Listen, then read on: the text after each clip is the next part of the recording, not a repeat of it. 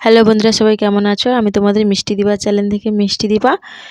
আর আমি তোমাদের আজকের আমাদের এই গঙ্গাসাগরের কিছু মুহূর্ত তুলে ধরবো। গঙ্গাসাগর যেই দেবতাকে নিয়ে সবাই বলে সব তীর্থ বারবার, গঙ্গাসাগর একবার।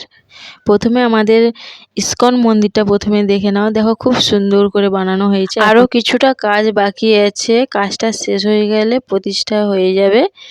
তো গঙ্গাসাগরে আসার মূল উদ্দেশ্যটাই তোমাদের কাছে আজকে তুলে ধরছি। এই গঙ্গাসাগর যেই দেবতাকে নিয়ে প্রতিষ্ঠিত, সেই দেবতার দর্শন তোমাদের সামনে তুলে ধরছি। প্লিজ স্কিপ না করে দেখতে থাকো ভিডিওটা, পাশে থেকো। ভিডিওটা ভালো লাগলে অবশ্যই লাইক কমেন্ট করো। আর সব দেবতার নাম আমি বলতে পারবো না, এই দেবতার নাম নরসিংহ।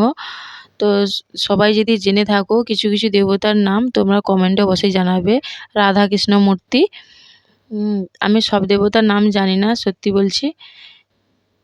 ফুল ভিডিওটা তোমরা দেখতে থাকো, দেখে আমাকে কমেন্টে জানাবে তোমরা কি কি দেবতার নাম জানো।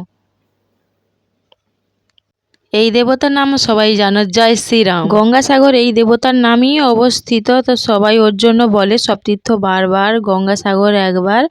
তো আমাদের গঙ্গাসাগর এই দেবতার নামেই অবস্থিত।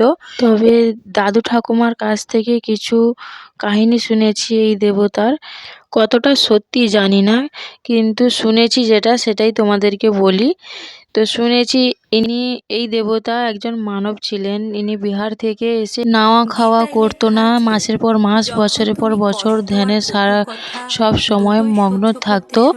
একদিন এই রূপ হয়ে গেছে, তো সে দেবতা রূপে প্রতিষ্ঠিত হয়েছে। তবে এই দেবতা বিহার থেকে প্রায় লোকজন আসে। সাগর মেলা যখন চালু হয় তখন আমাদের এই স্থানীয় থেকে বিহারিরা বেশি আসে। জীবন নিয়ে বেশি ভাববেন না, যিনি আপনাকে জীবন দিয়েছেন তিনি কিছু না কিছু ভেবেই